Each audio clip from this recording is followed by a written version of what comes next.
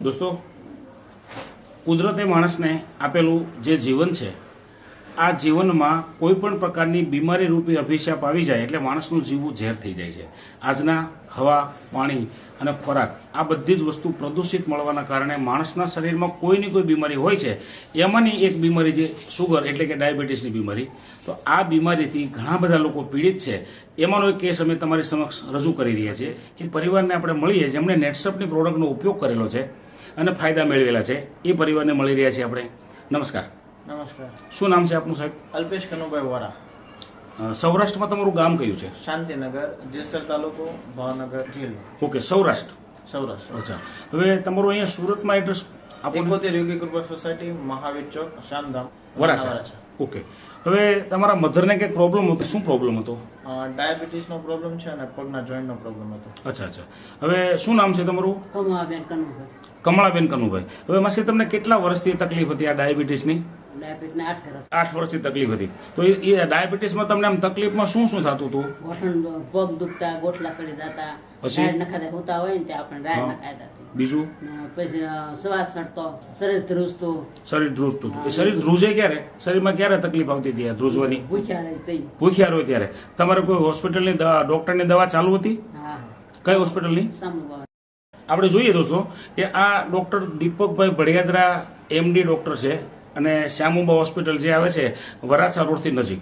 તો આપણે એમના રિપોર્ટ પણ કરાવતા હશું ને? હા, કરાવતા ને રિપોર્ટ એના. જોઈએ, આ એમના રિપોર્ટ છે કે એમને જ્યારે પ્રોબ્લેમ હતો આ 2017 18/2/2017નો એક રિપોર્ટ છે. એમાં જેમાં પહેલાંનું એમનું સુગર છે 215 અને જેમાં પછી છે 253, યુરિનમાં 1+. પછી રિપોર્ટ બતાવો તો. આ રિપોર્ટ છે 23/9/2018, જમ્યા પહેલાંનું 170, યુરિનમાં 1+, અને જમ્યા પછીનું 271, યુરિનમાં 3+. પછી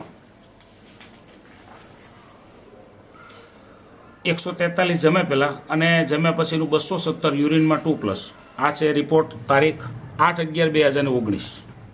અને લેટેસ્ટ રિપોર્ટ છે જેમણે નેટસપની પ્રોડક્ટ લીધેલી છે એ તારીખ 12/6/2020, જમતા પહેલાંનું છે ભૂખ્યા પેટનું 94 અને જમ્યા પછીનું 109 અને યુરિનમાં નીલ છે. આ દર્દીનું નામ આપણે વાંચી રહ્યા છીએ, કમળાબેન કનુભાઈ વોરા. પછી એમના બીજા રિપોર્ટ છે, આ તમે વર્ષના એક બતાવ્યા છે. એના છે ઘણા પણ રિપોર્ટ છે, વર્ષે બતાવ્યા. એ વર્ષના તમે બતાવ્યા છે. બાકી આટલા રિપોર્ટ દોસ્તો આજે એમના દીકરા બતાવી રહ્યા છે. આ ટોટલ એમના રિપોર્ટ છે કે ભાઈ વર્ષમાં 8 થી 10 વખત રિપોર્ટ એ લોકો કરાવતા હતા અને છતાં માસીએ કીધું એટલા પ્રોબ્લેમ હતા. તો આ દવા લેવાથી તમને ફાયદો નથી થયો. તો તમારું સુગર જે કંટ્રોલ આવ્યું છે એ શેનાથી આવ્યું છે બતાવશો તમે? પહેલા શું લીધેલું? આ ઇઝી ડિટોક્સ કેપ્સ્યુલ. 15 દિવસ. તો આ કેપ્સ્યુલ લેવાથી તમારા શરીરમાં શું ફાયદો થયો હતો? પછી સારું થઈ ગયું. એટલે શું ફાયદો? શરીર હળવું થઈ ગયું. બરાબર. પછી તમે શું ચાલુ કર્યું હતું? હવે આ જે પાવડર આ બતાવી રહ્યા છે, લખેલું છે નેચરામોર. નેચરામોર નામનો પાવડર છે અને ન્યુટ્રાસ્યુટિકલ એવું લખ્યું છે. એટલે કે પાવડરની અંદર તમામ જાતના પોષક તત્વો છે, જેમ કે પ્રોટીન, વિટામિન, કેલ્શિયમ અને મિનરલ જેવા. જે પાવડર લેવાથી એમના શરીરમાં શું ફાયદો થયો છે એ જાણીએ. અને ઉપર જે કેપ્સ્યુલ છે એ કેપ્સ્યુલ છે કે એમના સુગર લેવલને કંટ્રોલ નિયંત્રિત કરે છે અને પેનક્રિયાસને એક્ટિવ કરે છે. કેટલા ડબ્બા પીધા છે માસી આપણે? 8 ડબ્બા પાવડર. અને કેપ્સ્યુલના પેકેટ? કેપ્સ્યુલના 8 પેકેટ. અચ્છા, હવે આ બંને વસ્તુ લીધા પછી હવે તમને શરીરમાં ફાયદો શું જણાય છે? શું ફાયદો જણાય છે? દુખતું નથી, કાંઈ પગ નથી દુખતા, ગોઠલા નથી ચડતા, શ્વાસ નથી ચડતો આવતો. પછી ધ્રુજારી નથી આવતી. કેમ કે દોસ્તો સુગર એકદમ કંટ્રોલ થઈ ચૂક્યો છે, 109 સુધી આવી ગયું છે. અને જે ધ્રુજારી આવતી હતી ભૂખ્યા પેટે એ બિલકુલ બંધ થઈ ગઈ છે. બરાબર. પછી તમે કંઈક સીડી ચડવાની, દાદર ચડવાની વાત કરતા હતા, શું કહેતા હતા? 4 દાદર ચડી જતા. પહેલા ચડતી એક દાદર ચડતી ચડી જતો. એક દાદર ચડતા હતા, શ્વાસ ચડી જતો. તો અત્યારે 4 દાદર ચડી જાઉં છું, છતાં શ્વાસ ચડે છે? પછી શરીરમાં સ્ફૂર્તિ કેવી લાગે છે? એકદમ હળવું લાગે છે ને? આમ ઘરનું કામકાજ કરવું હોય તો કેવું લાગે છે? અચ્છા અચ્છા. પછી બીજું તમને તકલીફ શું હતી? જોઈન્ટની હતી. તો એના માટે તમે શું લીધેલું છે?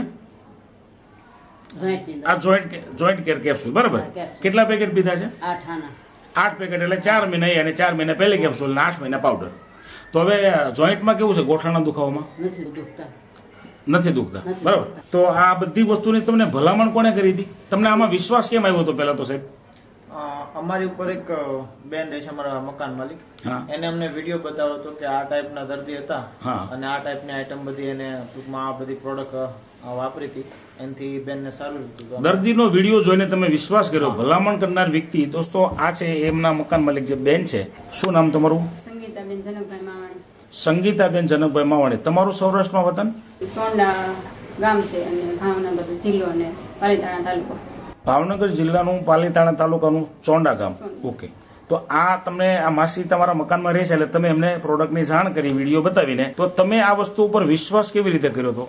પેશન્ટ આગળ લીધી હતી એની દવા અને એના વિડીયો જોઈથી અમે ટૂંકમાં વિડીયો જોયા પછી તમને એમ થયું કે આ વસ્તુ અમારે લેવા જેવી છે, એટલે દર્દીનો વિડીયો જોઈને તમે વિશ્વાસ કર્યો અને બેનની ભલામણથી તમે પ્રોડક્ટ ચાલુ કરી હતી.